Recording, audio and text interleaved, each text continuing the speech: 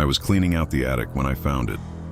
A small wooden box wrapped in my childhood bedsheet, crusted with time, filth, and a faint iron-like scent that clung to my hands after I touched it. It was hidden behind a broken rocking horse, one that used to lull me to sleep with its soft creaks. Now it sat motionless, tilted to one side like it had been shoved away in panic.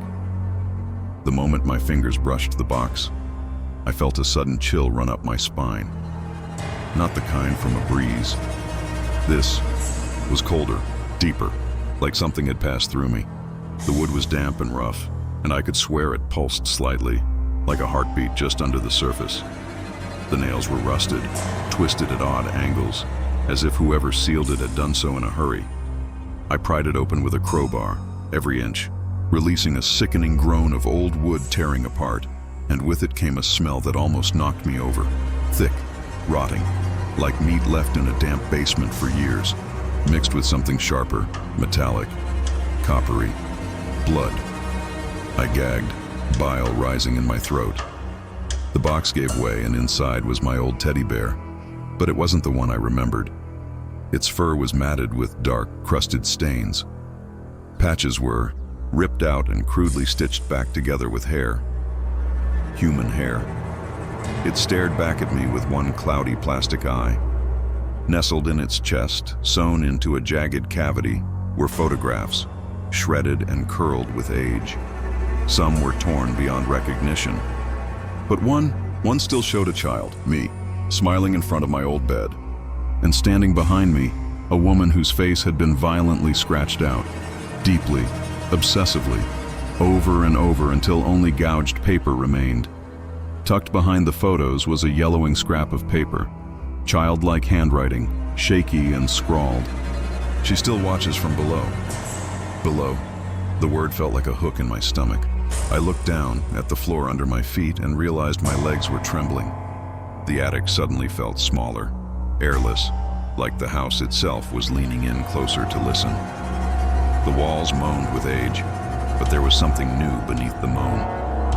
A whisper, so faint it could have been imagined, but it said my name. Damn. I stumbled back, knocking over a stack of boxes. One burst open. Inside were my mother's old journals, her scrawl descending from neat script to near gibberish over the course of months. Pages filled with lines like, "She won't let me sleep," and "The bed isn't safe anymore." One entry stood out. "The hollow mother speaks from underneath. She says I'll be safe if I become like her." Below the entry was a charcoal sketch. It showed a woman, impossibly thin, her limbs bending backward, jaws unhinged like a serpent, reaching from beneath a bed. In the corner was a symbol I didn't recognize, 3 interlocking circles, bound by teeth. I flipped the page. The next one was torn out. I clutched my chest, my breathing ragged. The air tasted wrong, like rust and something sweet. Sickly sweet, like rotting fruit left under a child's pillow. I left the attic in a daze, but as I walked down the hall, I noticed something I hadn't before. Faint handprints along the walls. Small, childlike, smearing downward, as if something had crawled along the walls, or up from them. I stopped at the door to my old bedroom. It was ajar, just slightly. I hadn't opened it. I know I hadn't. A soft creak sounded from inside, rhythmic, like something rocking slowly back and forth. The door swung open at my touch. The room was as I remembered, too much so. My glow-in-the-dark stars still clung to the ceiling, though. Many had fallen to the floor. The bed was made, perfectly, too perfectly. Tight corners, fluffed pillows, like a display in a store. But the air was colder here, denser. My breath fogged the air, and with it came the faint scent again, copper, decay, mildew. I stepped in. The floor creaked loud. Immediately, I heard a low hiss from under the bed, a whisper in reverse, words that scratched at the inside of my skull but meant nothing, or maybe too much. I backed out, slammed the door, and tried to collect myself in the hallway. Was I losing my mind? Had returning here cracked open something I'd buried with time and trauma? I gripped the railing, head spinning. I remembered the local stories, tales told by my grandmother when I was small. Warnings, she called them. Never leave your feet hanging off the bed. The hollow mother loves exposed toes. She'd always said it with a laugh, but now her smile seemed darker in memory. I recalled her muttering in Pashto prayers at night, tossing salt under the bed and sewing charms into my mattress. At the time, I thought it was just her being old-fashioned, but now I wasn't so sure. I almost convinced myself to leave the house. I walked out the front door. I locked it. I even got into the car and drove a block away. But something made me turn around. Not fear, guilt. A voice in my head that sounded like Mom pleading, "Don't let her be alone. She's still cold down there." So I came back. Fool that I am. I entered the house again. It was quieter than before. Still, like the calm before a predator strikes. I stepped back into the bedroom. Nothing moved. No sound, no smell, just silence. I dared to laugh. Maybe it really had all been in my head. Then I noticed the closet door was wide open. I hadn't touched it. Inside hung one item, a nightgown, my mother's, the one she wore the night she vanished. At its hem were drag marks, as if she'd been pulled downward. Beneath it, a torn scrap of the journal I thought I'd left in the attic. It read, "The ritual failed. She took the wrong one. I can't tell if I'm still me." I didn't hear her enter, but I felt her. The bed groaned behind me, low, hungry. Then the whisper came again, right behind my ear. "Let's start again. This time, no mistakes." I turned to run, but the floor beneath me cracked, and something reached up. That night, I slept in my childhood room for the first time in years. The sheets were crisp but cold, like they'd never held warmth. Outside, the wind howled low, scraping against the shutters like fingernails. I told myself it was just the storm, just the wind. But around 3:12 a.m., I woke to the sound of breathing, not mine, deeper, slower, like something old, ancient. It came from beneath the bed. My heart jackhammered. I stayed still, eyes wide, listening, trying to rationalize. Maybe it was the pipes. Maybe the old house was settling. But then the breathing stopped, and a whisper took its place. Ragged, throaty, like lungs filled with dust. "Daniel, do you remember the lullaby?"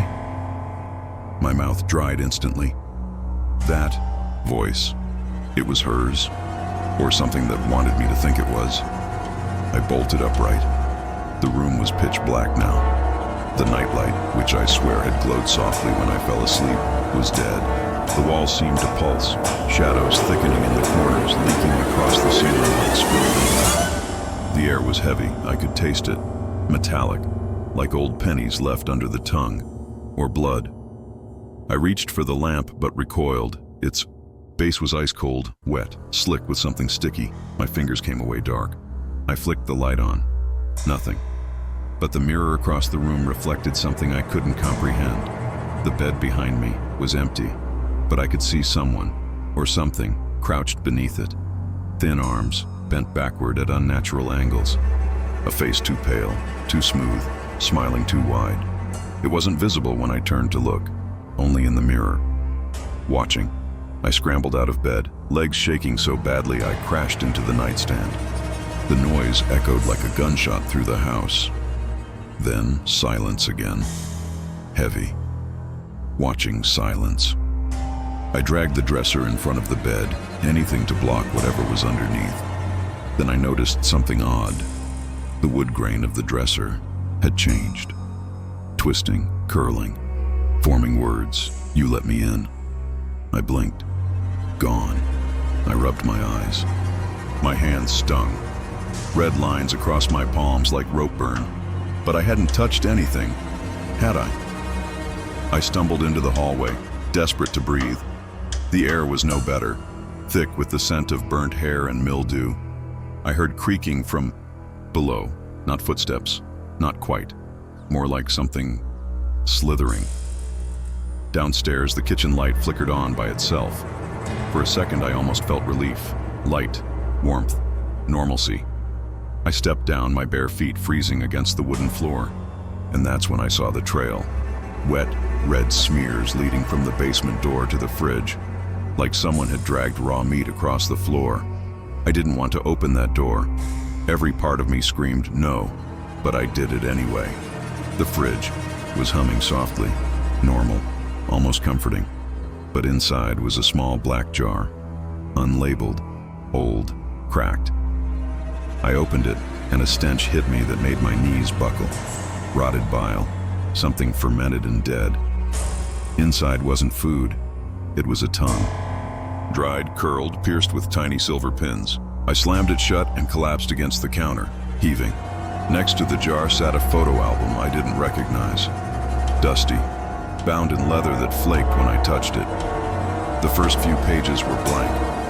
Then came drawings, childlike scribbles, at first, then darker, more detailed. Horrific scenes, a woman crawling from a bed, dragging children into the floorboards. An ancient tree surrounded by dolls nailed to its trunk. A ritual circle, the same three-ringed symbol I'd seen in my mother's diary. There was a name under one of the final drawings, etched deep into the page with what looked like a fingernail. Baal Aman. I whispered it. The kitchen light burst. Total darkness. A loud thud came from upstairs. Then another. And another, like something large hopping on all fours across the hallway. I ran. Back to the attic. The only place left I hadn't. Checked thoroughly. The air got colder with every step.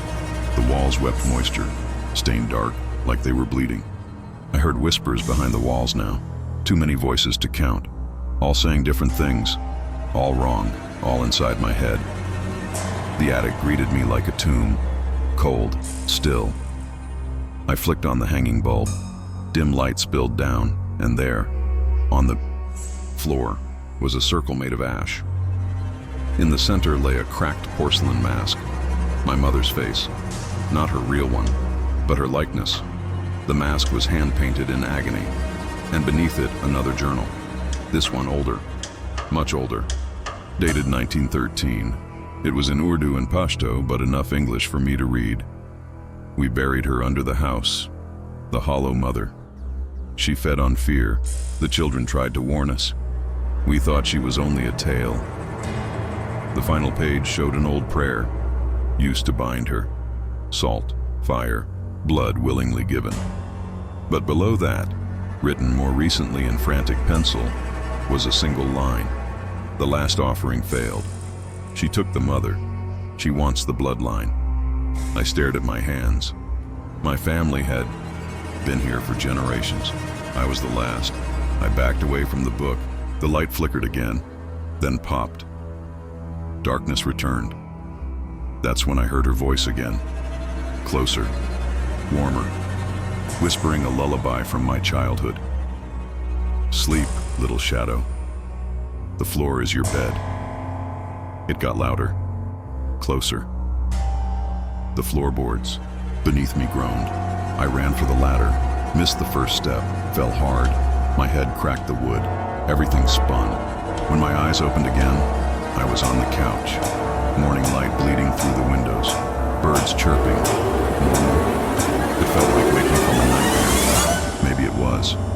Maybe stress had finally broken something in me. I laughed. A shaky, desperate laugh. I got up, made coffee.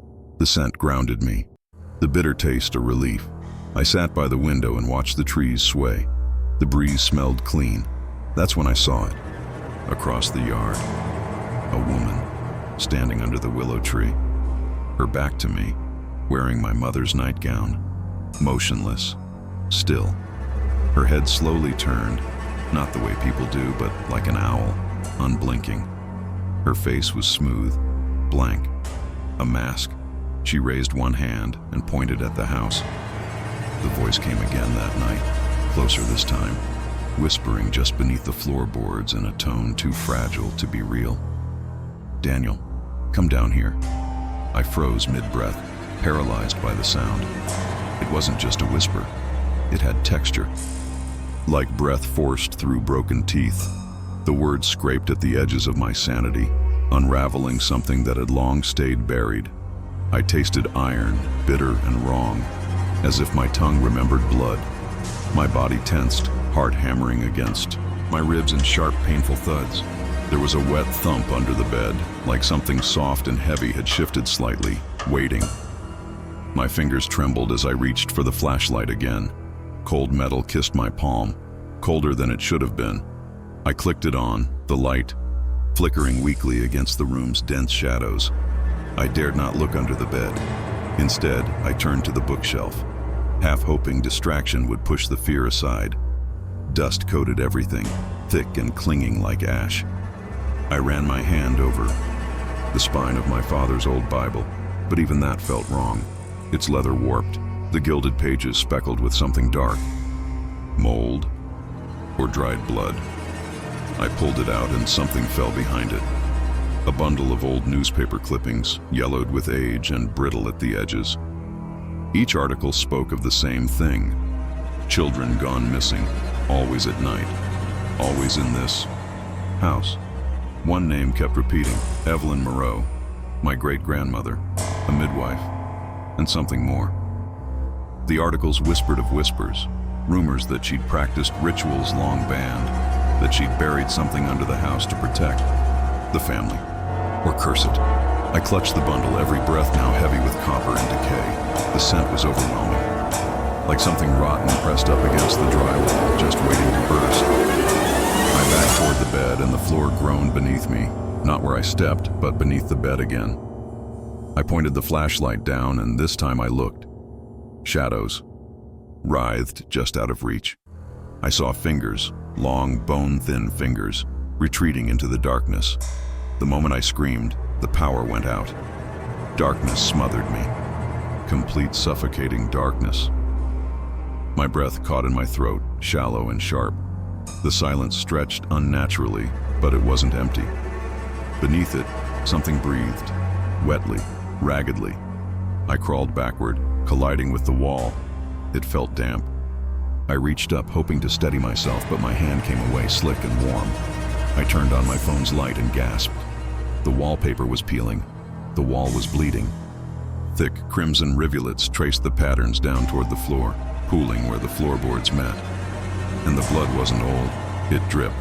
It pulsed, like veins had grown into the house itself. I stumbled into the hallway, sobbing now. The air out there wasn't much better. It reeked of bile and rot. The portraits on the wall seemed to stare at me, not just from their eyes, but from the frames themselves. The wallpaper curled like it was peeling away from some deeper truth hidden underneath. I passed my childhood mirror and caught sight of myself. My eyes were bloodshot, skin pale, lips cracked. I barely recognized the face staring back. Desperate for escape, I went to the kitchen. For a second, everything was still. The house seemed to breathe out, the tension easing, the air lightened. I found the old rotary phone still mounted on the wall and yanked it off the hook. It rang before I could dial. Once, twice, then silence. I held it to my ear. Nothing. Then, softly, impossibly, a voice, my voice, whispered, "She's underneath." The line went dead. The kitchen lights flickered, and for a heartbeat, I saw someone across the room. A woman in a tattered nightgown, head tilted at an unnatural angle, hair cascading forward like wet seaweed. When the lights stabilized, she was gone. But the coppery stench lingered. I slumped to the floor, shaking. I wanted to believe I was dreaming, sleep-deprived, hallucinating. I scratched my arms, trying to shake the crawling sensation under my skin. Blood bloomed beneath my fingernails. Was it mine? I crawled to the back of the pantry, remembering the old trapdoor my father had warned me never to open. It had been sealed for years, but now it was ajar, just slightly, just enough. I touched the wood. It was warm, throbbing like flesh. There were symbols carved into it, runes I'd seen in my grandmother's old journals. My hands moved on their own, tracing them, recalling a local tale told by the elders in hushed tones. The hollowing. They said the Moreau women kept something buried deep, a pact to protect the bloodline. But the blood was never meant to stop flowing. If it did, the pact would rot. I looked around and saw the markings repeated on the walls, smudged with something dark. My head throbbed. I was dizzy now. The floor swayed beneath me. My thoughts splintered. What was real? What wasn't? I remembered being a child, crying for my mother in the night. She'd crawl under my bed to comfort me, or so I thought. But now I wondered, was she protecting me, or shielding me from what was already there? I heard my name again, not from beneath me, from inside me. It echoed in my skull like a drumbeat, a rhythmic chant. Daniel, Daniel, Daniel. I pressed my hands to my ears, but the sound bled through, my mouth filled with something foul. Thick and metallic, I spat it out, dark red, nearly black. Then silence. The lights flickered once more, and for a moment everything was still. No voices, no creaks, no blood.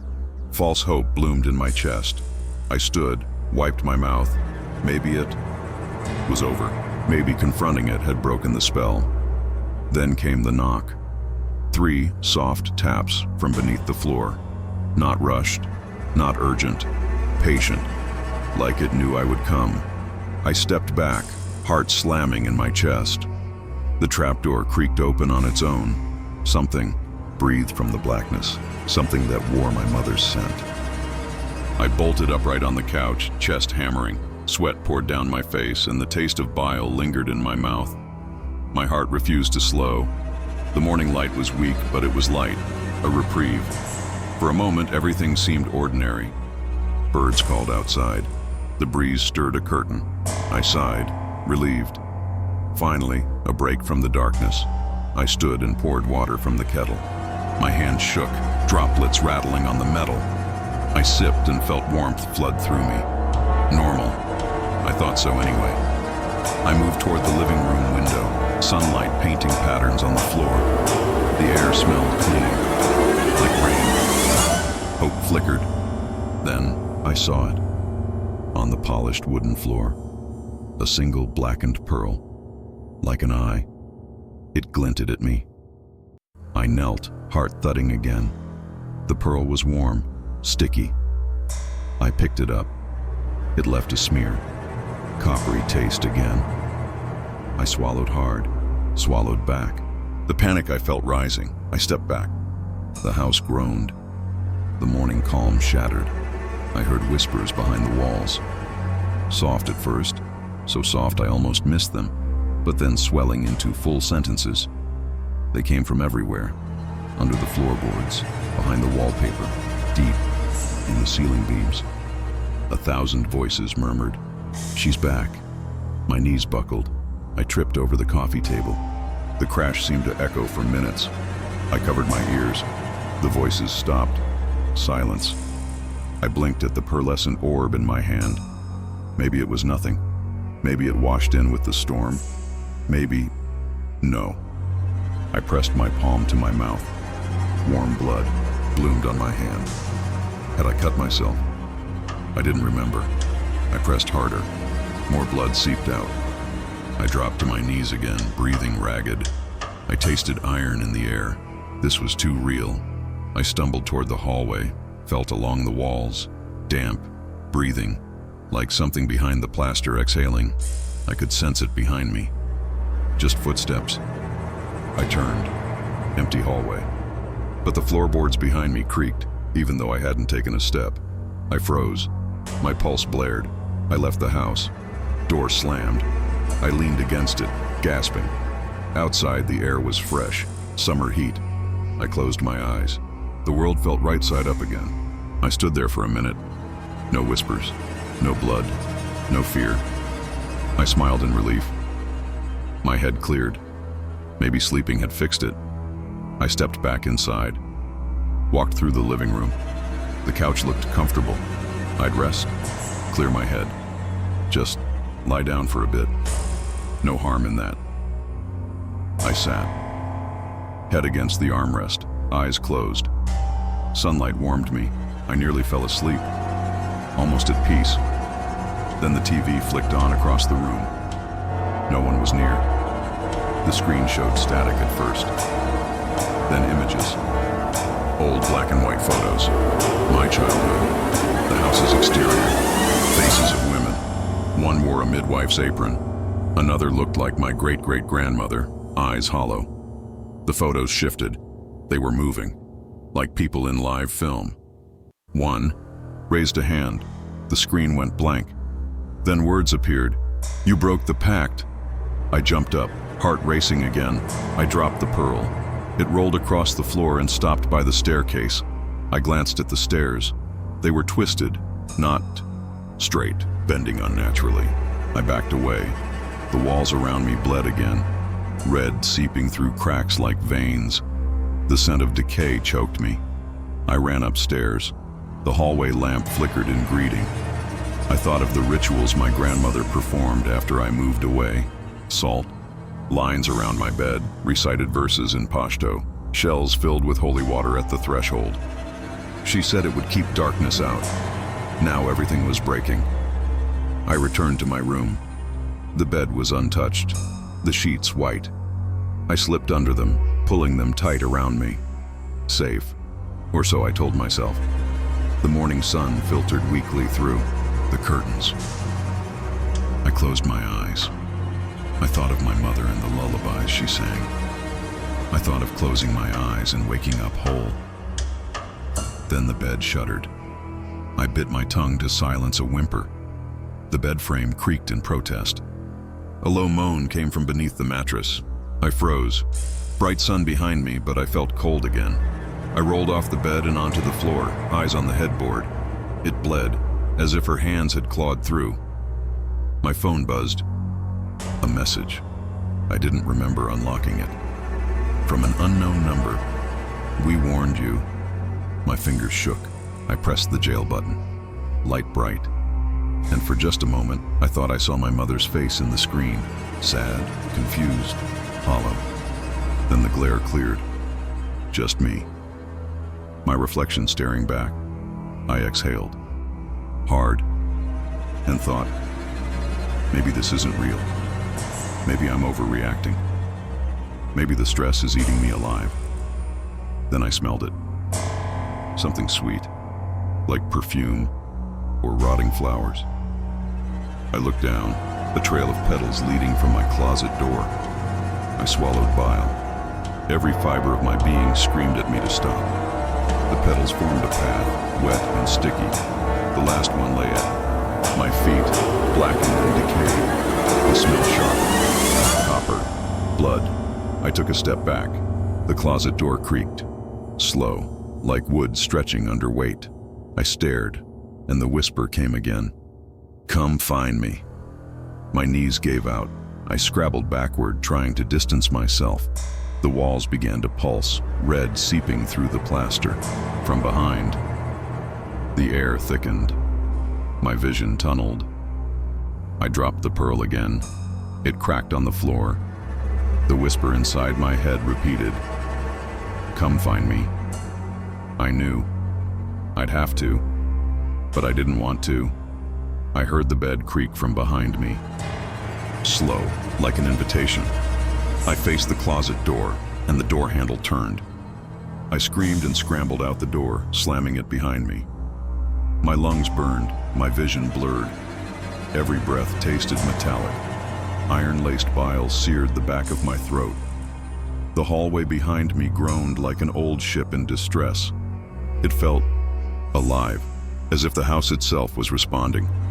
I pressed my back against the door, shaking, trying to quiet the pounding of my heart. I could still hear it. The bed. That slow, deliberate creaking that followed me through the door, like it knew exactly where I was. I inhaled sharply. The air was thick with decay, copper, wet stone, damp earth. The smell felt like it settled in my lungs and refused to let go. I slid down the wall to the floor, breath coming in jagged bursts. At the end of the hall, the kitchen light flickered on, taunting me with normalcy. I crawled toward it. Each inch was agony. The wooden floorboards were slick with condensation. Or something else. I couldn't tell. My fingers left red smears when I scraped them across the planks. Blood? Mine. Someone else's? When I reached the kitchen, the light pulsed in my vision, bright, then dim, bright, then dim. My head hurt. I wondered if I was seeing things. But then I saw the note on the fridge. Heavy-weighted, stuck there with an old fridge magnet. The handwriting was me, but older, wobbly, and the message chilled me. You cannot leave. I staggered back. The fridge hummed ominously. I opened it, hoping to find water. Anything to feel safe. It was empty. Just a jar, half full of black fluid. The stench was immediate, rotten flesh and vinegar. I gagged, bile surged. I slammed it shut and nearly knocked it off its hinge. For a moment I stood there, chest heaving. No creak, no whisper. My heart slowed. I thought, maybe, just maybe, it's gone. Just me, the house, me alone. Relief flooded through me. I sank to the floor, knees under my chin, and closed my eyes. I pictured sunlight, warmth, freedom. I heard footsteps upstairs, light, soft, like a child padding around. I stood, terrified again, but then the footsteps stopped. I waited. Silence. Normal silence. I stepped outside. The breeze was cool, clean. I closed my eyes and took a full breath. For once the air smelled like jasmine and fresh grass. The breeze brushed my face. I thought of driving away, of sunlight carrying me far from this place, that sense of hope. It shattered with a sound behind me. A wooden thud from inside the house, like the trap door landing on the basement stone. I froze. This isn't over. I sighed and pushed the door open. Sunlight fled with me as I stepped inside. The hallway was warped, walls rippled like water. Wallpaper sagged into puddles on the floor. I could almost hear something moving behind them, something pressing. The deep hum of low whispers filled the air, crawling across my skin. I sprinted to my room. The bed looked as I left it. I didn't want comfort. I wanted to hide. I grabbed the covers and buried my face. The smell of sheets muted the rancid house stench. My hands shook so bad I had to drag them under the pillow. My heartbeat slowed. I thought, maybe I can sleep. Maybe I can wake up and this will be gone. I drifted. Sleep claimed me. Sharp, pain, cold on my skin. I woke to find the bed shaking. The sheets soaked through. I wiped my face. My fingers came away sticky with warmth. Blood. I gagged. The taste was acidic, rotten. I swung my feet toward the floor. There, in the sheen on the hardwood, lay a cluster of red petals, fresh, crimson, each one glossy and dark. I thought, that's not real. But I touched one.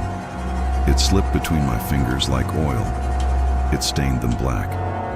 Behind me, the bed frame groaned again. I didn't dare turn. The ends of the mattress slipped downward like it was trying to sink into something. The whispers came. So low I barely heard them, but they filled the room. Come. Sleep. Stay. My mind screamed at me. No. But my body, exhausted, wanted to obey. I closed my eyes and tried to steady myself. Breathe in, breathe out. But the air tasted wrong. Sour. Old. Like molten lead and sour wine. I heard scraping. The wall by my bed where the childhood glow stars used to be. Now they glowed faintly with something red. The stars began to fall, one by one, clinking onto the floor, each one landing behind me. Warm impact. I didn't dare look.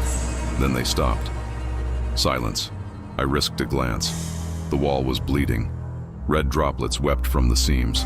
The stars cracked and melted into the red. I stared in horror. A laugh, low and pleased, came from under the bed. It echoed in my chest. The bed shifted more, like a living thing. Overlaying the sound were my mother's lullabies, distorted, slowed, backwards. She sang with a voice that tasted bitter and unnatural. I walked backward, slipped, fell.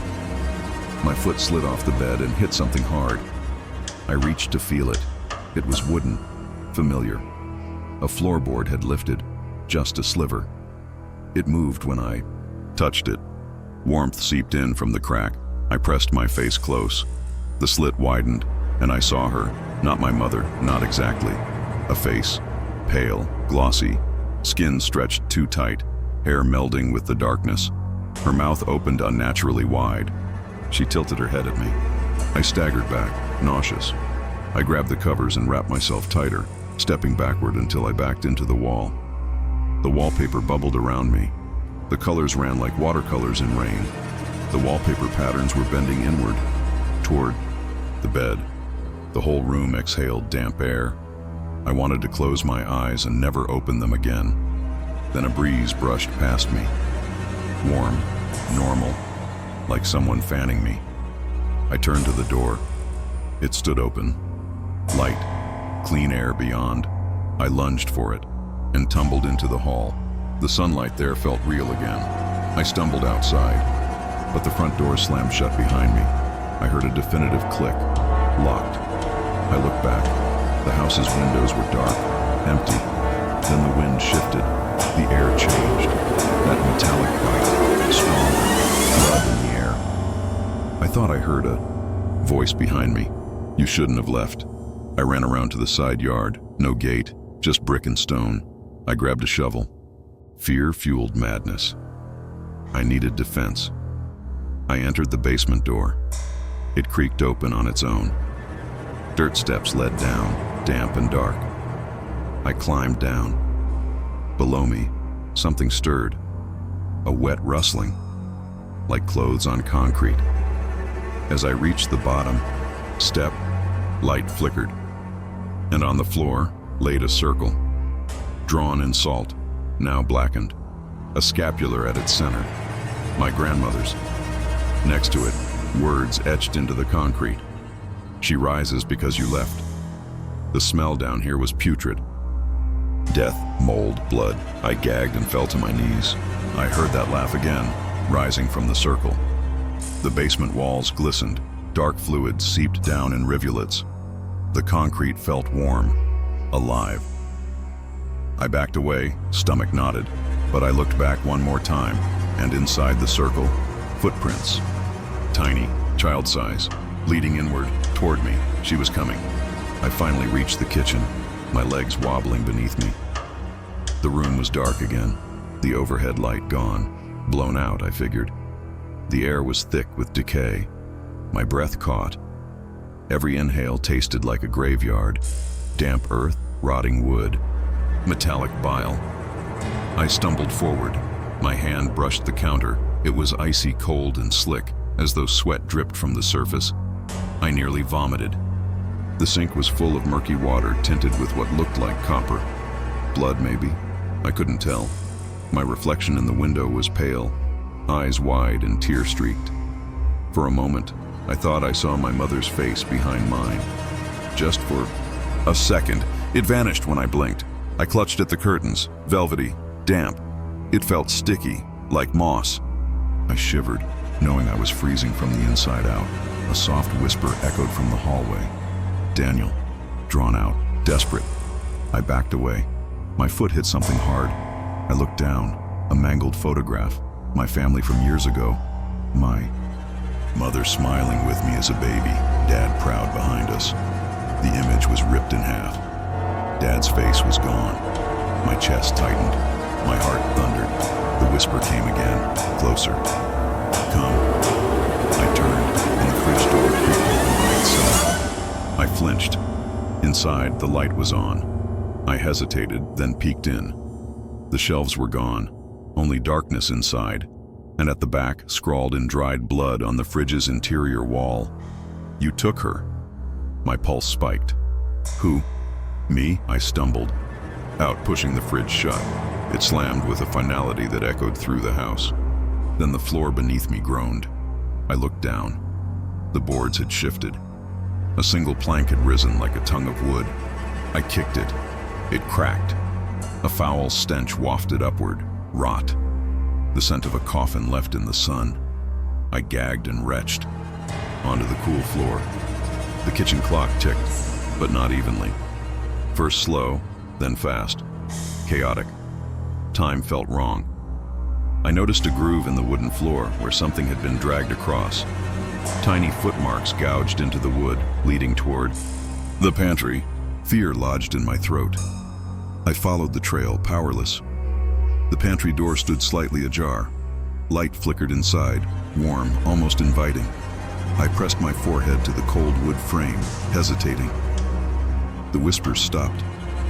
The air grew still. I thought, maybe it's safe now. Maybe I've broken the cycle. I opened the door. Everything inside was clean. Empty shelves, not even dust. A false hope. My chest loosened. I stepped inside. The light from my phone revealed a cloth bundle tied with twine on the bottom shelf. I picked it up. Inside, I found a rusted locket, engraved with my grandmother's name in Urdu. I hadn't seen it since the funeral years ago. Hope fluttered, a connection, family. But that warmth evaporated when I opened it. Inside was a tiny tooth. A human tooth, yellowed, cracked, and beneath it, a scrap of paper. My grandmother's handwriting, in Pashto and English. It read, "We sealed her with salt and blood.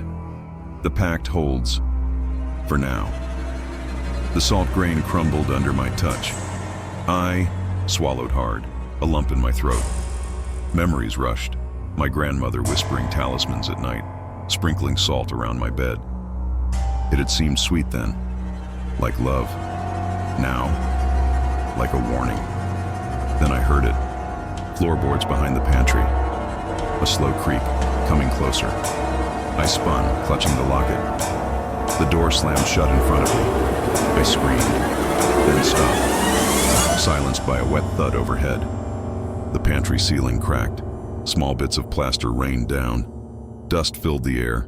It smelled of earth being overturned. I dropped to the floor, opened the door.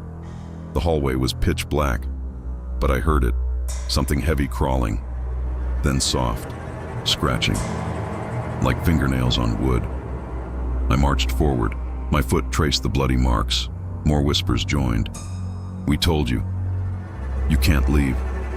The voices overlapped. I shook, feeling madness claw at me. I stumbled into the living room. The fireplace hearth glowed orange, logs burning though no one had lit them. I slapped at the heat. The glow spread upward, licking the walls. I backed away. The wallpapers. Patterns crawled. They wriggled like living things. One motif, a stylized floral, morphed into a face screaming in pain. The air crackled. Sparks flicked across the room like embers. I raced to the front door. It was locked. I fumbled the knob. "Nothing," I punched it, cried out. The wood splintered but didn't give. My knuckles throbbed. A sharp pain. I tasted bile again. I knelt, tears streaming. The air seemed to tighten around me. Then a gust of wind blasted through the room. The front windows shattered. Glass rained. I staggered back. The sun, painful, bright, flooded in. For a second, real sunlight, color, relief. I shielded my eyes. I thought, this is it. The world exists outside the evil. I can leave. But the light receded. The sun dimmed unnaturally. The wind stopped. And in the sudden calm, I heard it. Thunderous footsteps above me. Heavy, slow, deliberate. On the upper floor. It paused. Then came down the stairs. One. After. Another. My breath caught. I couldn't move. My pulse roared in my ears. All air fled my lungs. I dropped the locket. It clattered on the floor. I looked up. Nothing. Just empty stairs. The house was still. Too still. Then I tasted blood. Fresh. On my tongue. I spat. The blood pooled at my feet. I sank to the floor. Sprawled. Spent. My eyes blurred. But I saw it. At the bottom of the stairs, just there, stood a figure. Thin. Nightgown soaked in. Blind. Face blank slate. No eyes. But I felt her looking. Her presence filled the room. I couldn't breathe. She took a step, and I knew she was mine. The attic door yawned open with a low groan, like wood straining under centuries of secrets. Dust spiraled in the beam of my flickering phone light, forming ghost-like ribbons that swirled around me as I climbed. The air changed, grew denser, damper. I tasted it before I could smell it. Something bitter, metallic, like copper pennies dissolved on the tongue. And beneath that, the unmistakable stench of rot. I stepped onto the creaking floorboards of the attic. Each board moaned under my weight, but not like old wood, like something resentful, alive, watching. The walls pressed close, sloped low. Faint scratching sounds came from behind them. Rat claws or fingernails. At the center of the attic was a chest, black, ornate, iron riveted. I knew it before I saw it clearly. I'd seen it in my dreams, wrapped in chains, weeping blood. My grandmother once whispered tales about it in Pashto when she thought I was asleep.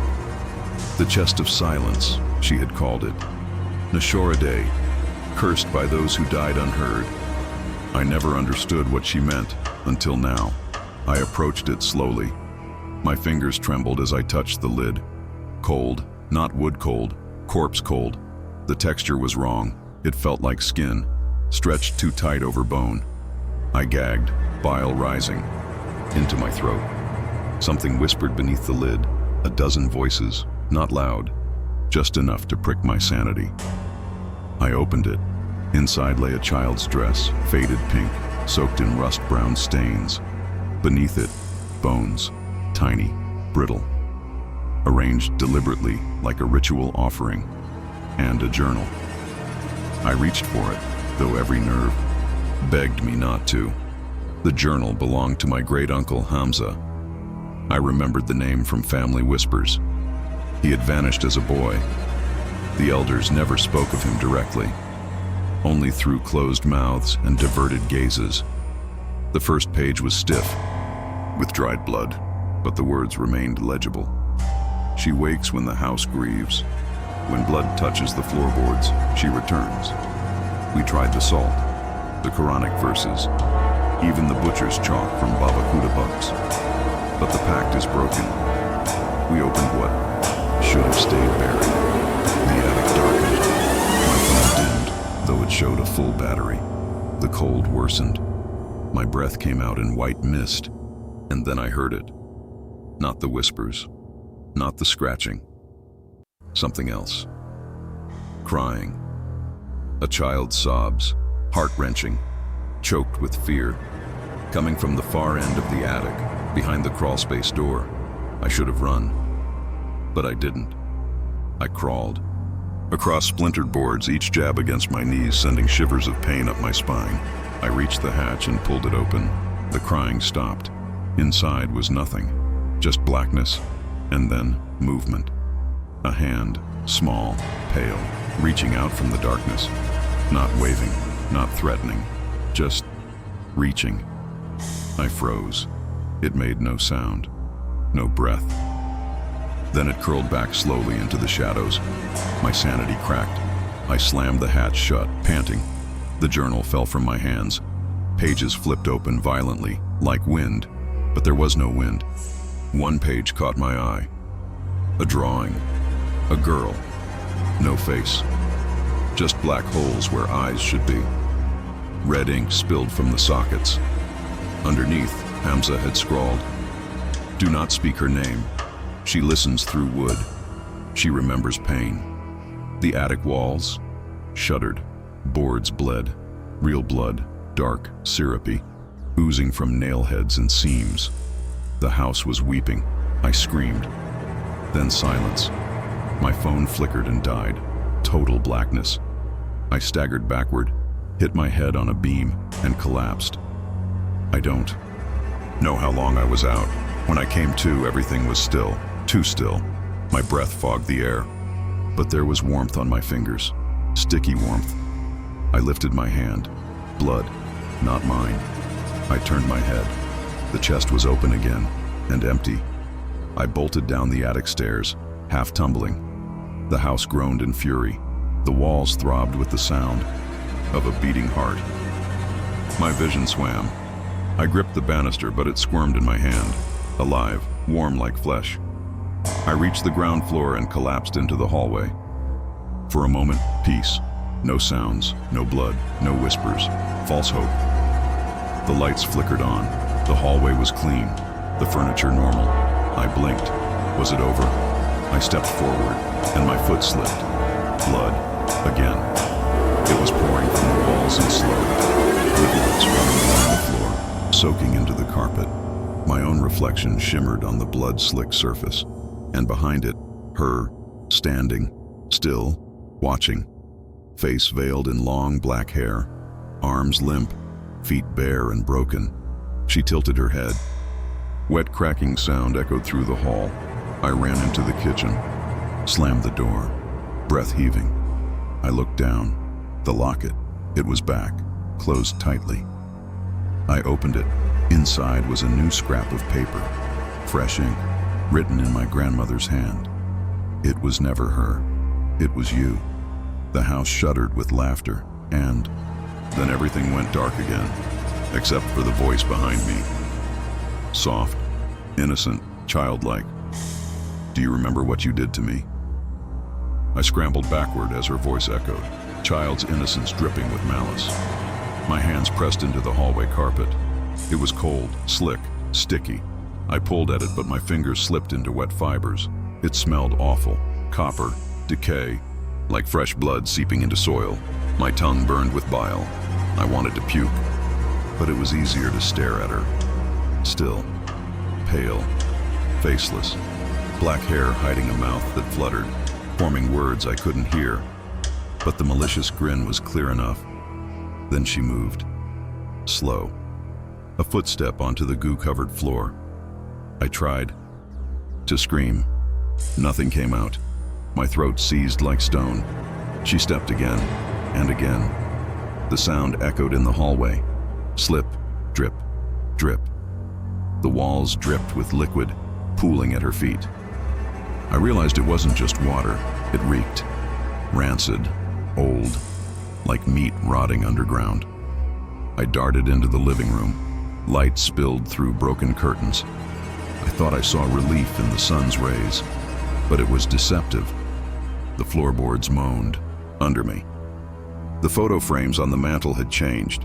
Smudged faces, horrified expressions. One was our family picture, the same where Mom looked normal. Now her eyes were scratched out. The frame cracked, as if breathing. I grabbed the hearth. Poker, cold metal, heavy. I willed my hands not to shake. The smell in the room thickened. I tasted it again. Metal and bile. I pressed the poker to my lips. I wanted to be brave. I muttered a prayer in Pashto, the one my grandmother taught me, reciting verses to push evenly. The metal vibrated in my hand, thrummed. She cackled somewhere, just beyond the light. I stepped to the stairs. For a moment, the whining hush of normalcy. Just quiet. No whispers, no wet floor. I thought, maybe it's over. Maybe I drove her away. My chest felt lighter. I almost dared smile. But the tape recorder on the stair landing clicked on. Harsh static crackled through the hallway. Then a child's voice, mine. I buried you. I spun toward the basement door. It stood wide open, black inside. No stairs, just darkness. I didn't remember opening it, didn't want to. My hands shook so much the poker nearly fell. I dropped it. It hit the floor with a dull clang, and the lights blew. Instant blackness. Total. I was trapped in my own breathing. I tried to find my phone, but something brushed my leg. Cold. Fabric? Skin? I recoiled, slipping down against the wall. Then, a light in the basement. A single bulb. It switched on, casting long shadows upward. I could hear breathing, not heavy, slow, waiting. I climbed down into the black hole. The steps were wet, my feet slick. The air smelled like vinegar and bone. I coughed. Walls narrowed, dirt floor. Behind me, upstairs, whispered in strands. My name, over and over, but distant. I saw salt lines on the concrete, cracked and faded. My grandmother's ritual left unfinished. A stray grain here, a gap there, corrupted by time, or by this. I knelt beside the circle, found a wooden box. I opened it. Inside, dried petals, cracked eggshells, bones, a rusted midwife's knife, and a small photograph of a sleeping baby girl, Great Uncle Hamza. Across it, in fresh ink, the first sacrifice. My heart pounded, my head spun. I whispered the words, She wasn't born yet. I struck the pile with the poker. Things scattered. The salt circle cracked. The basement groaned. Then the knife twitched. I screamed and bolted up the stairs. Each step creaked angrily. Light returned, flickering bulbs overhead. I reached the hallway. The floor was dry again, the wallpaper steady. For a moment, I thought I'd escaped. Just a trick of the mind. Relief washed over me. My knees gave. Then the front door slammed shut upstairs. A single knock, 7 taps. I looked around. Empty. My breath echoed. I swallowed. The poker felt heavy again. I gripped it, palms sweating. From the living room came a giggle, childlike, playful, broken. I marched forward into its echo. Walls wept, wallpaper pulsing like flesh, panels cracked, exposing twisted wood beneath. I nearly vomited, but I had to see. In the center of the room stood her, smiling, pink dress shredded, bones visible beneath. She took a step toward me. Blood seeped from the floorboards behind her and pooled around her feet. It rose, flowing upward onto the sofa, the table, everything being consumed. Her gaze met mine, innocent and hungry. "Daniel," she whispered, reaching toward me. The word felt like ice. My voice came out trembling. "Who are you?" She smiled wider, and I saw in her eyes, no eyes, just mirrored black holes, and behind them, me, twisted, mad. She tilted her head and asked, "Don't you remember?" I shook my head. Tears streamed. I tasted blood, copper sharp. Suddenly, the chandelier above crashed to the floor. Crushed glass, sparks, smoke. The lights went out again.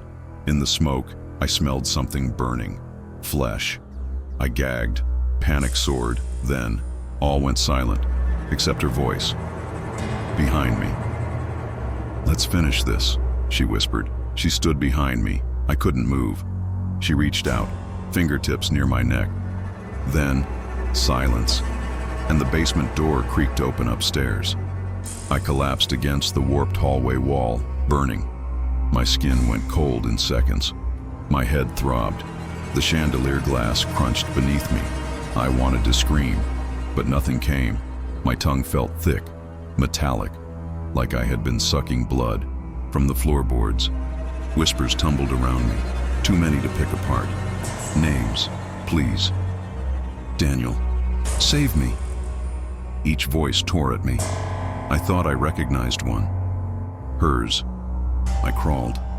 Dirt and glass scraped my arms. Sticky warmth pooled beneath me. Blood.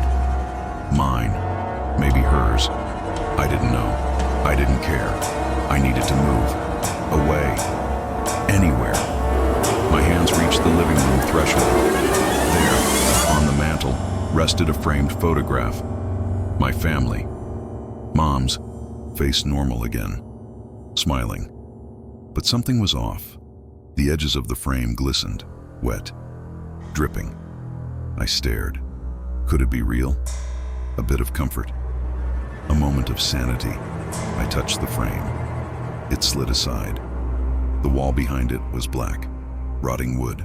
Revealed, in that darkness, a wet shape pulsed, then flickered. 2 eyes.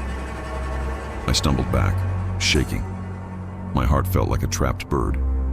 I turned toward the front hallway. Light. A single bulb flickered above. I took a step forward. My foot slid in thick, dark liquid. I froze. The dripping from above started. Again. Plop, plop, plop. Something fell on my shoulder. Warm. I touched it.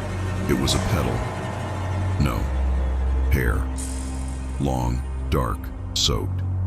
My breath caught. I followed the light toward the foyer, the front door. It stood open. Outside moonlight, brisk air, real air. I blinked. Could this be real? Could this be escape? Relief washed over me. I walked faster, almost stumbled outside. My hand touched the doorknob. Cold metal, solid. I opened it. Outside, grass, concrete, freedom. I inhaled sharply. This is it. I can leave. Then I saw footprints in the grass, wet, child size, leading away from the house, into darkness. I took a breath and followed. The autumn night was silent, but I could still see the house behind me, lights flickering. In its windows, like eyes, sad ones, angry ones. I jogged after the footprints, shaking. The ground was damp. I smelled it. Wet leaves, wood smoke, earthy decay, like the house had vomited its stench out here. The footprints ended at the edge of the woods. I stepped in. Branches tapped me like fingers. The forest closed behind me. Then, the air changed. Cold, dead, smelled like salt and chili powder, my grandmother's binder for spirits. I remembered her chanting from childhood. Nana John wouldn't come through salt lines, but you broke them. I griped my jacket. The forest floor was littered with cracked eggshells and petals, a ruined ritual, a failed containment. I heard a sob, soft, distant, like coming from underground. I followed.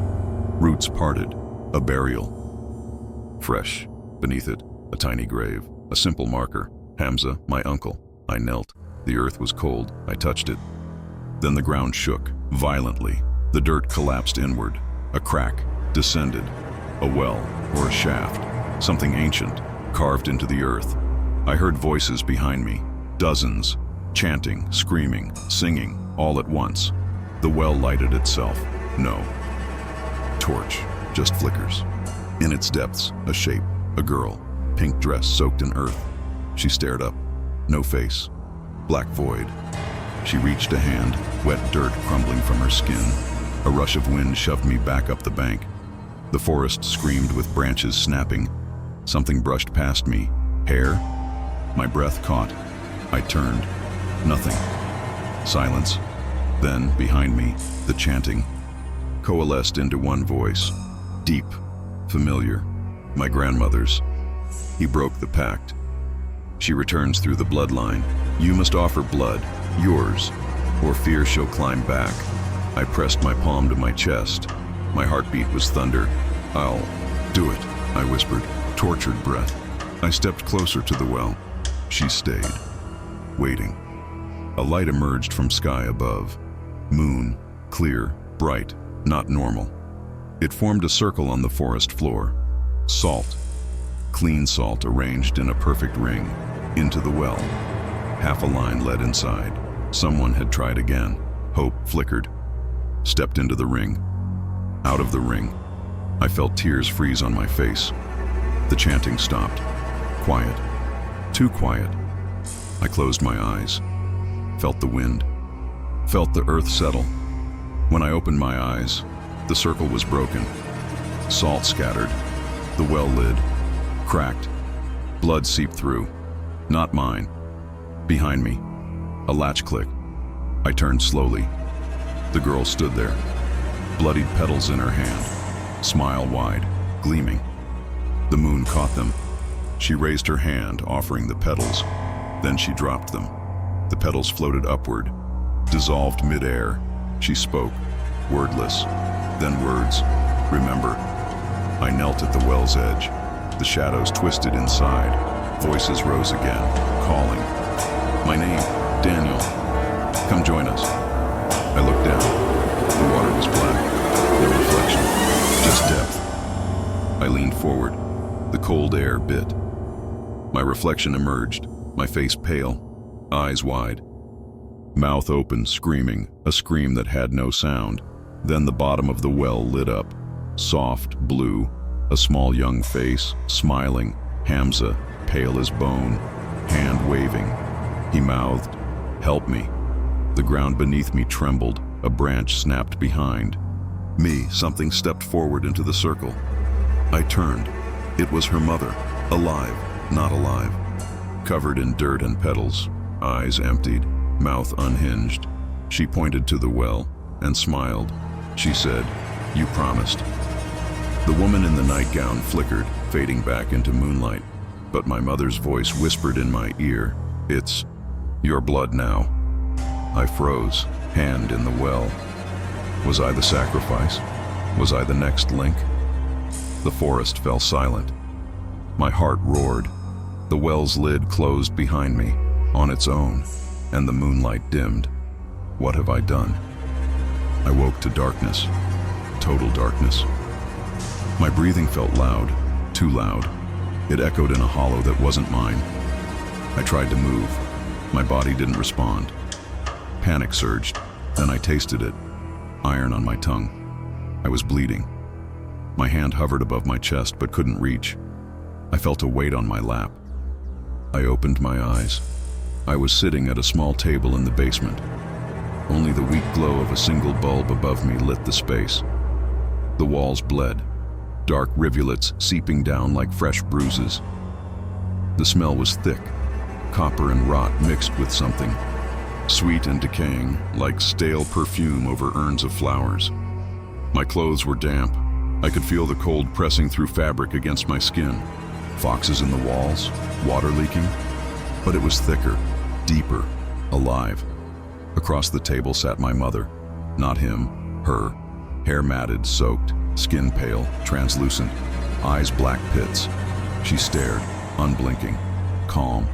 She wore the same nightgown from Hamza's grave. It was stained, not with dirt this time, but old dried petals and something dark that shimmered. I tried to speak. Sound caught like a stone in my throat. My mouth opened, but only a wet whisper escaped. "Mom?" She nodded. I realized I could barely move. My wrists felt rigid, bound, no pins, no rope. Something inside. Then I remembered the book in the chest, the ritual book. The verses scrawled in Urdu and Pashto, prayers from my grandmother. She'd said they were enough to seal the hollow mother, but they weren't. I remembered her voice. Keep salt, keep the verses, burn the bones. But we didn't. No one did. Salt lines now broken, bones left behind in the attic. The pact broken by neglect or fear. My mother leaned forward. The floor squeaked, but not wood. Something soft, something breathing. I looked down. Under the table, a crawl space opening. Wooden slats had been pried apart, and something braided, child's hair like mine, wrapped around the leg of the table. Wet, slapping the floor as if crawling away. I looked back at her. Tears rolled down my cheeks. My vision swam. She lifted her head, lips peeled back in a smile, exposed teeth stained red. She placed her hands palms down on the table. The wood turned black at her touch, like blood that stained forever. The bulb flickered, she spoke. "You dug her up." I closed my eyes. That voice felt like betrayal. My own, not my mother's. I remembered the journal scrawl. "You will come. You will finish what we started." I'd entered the ritual circle hoping to bury it. Now it teased me. I tried to laugh, bitter and raw. My voice caught. She slammed. Her hands. Bam! The shadow pulsed through me. I choked. Blood welled in my throat. I coughed. Something splashed on the table. The door behind her, my exit, creaked open.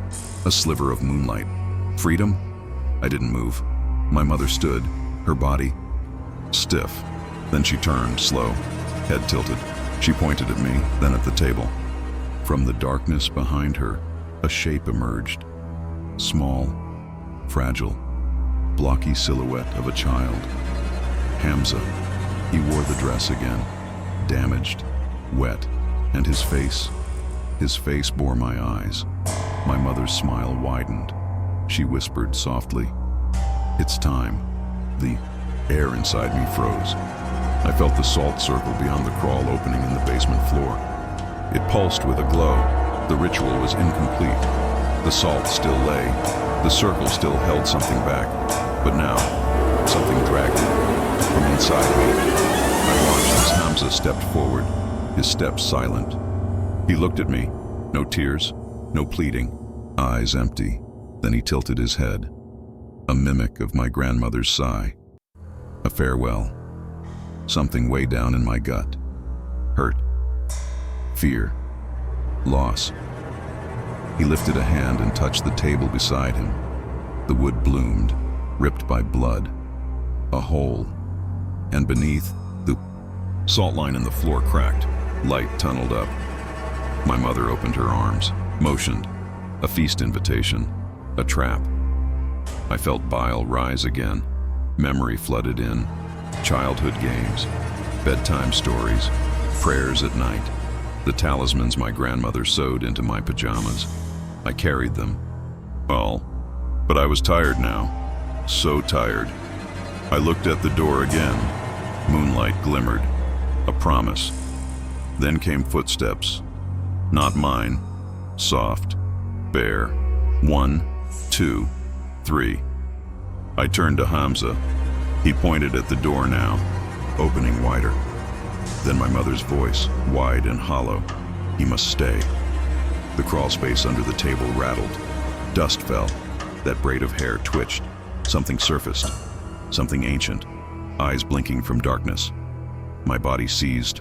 My breath stalled. Moonlight lit her silhouette behind me, standing in the doorway. That impossible figure. Her mother's mouth curved into a feigned warm grin. I promised. My heartbeat roared. I looked at Hamza again. His tiny finger pointed at my chest. Blood. He whispered, "Join me."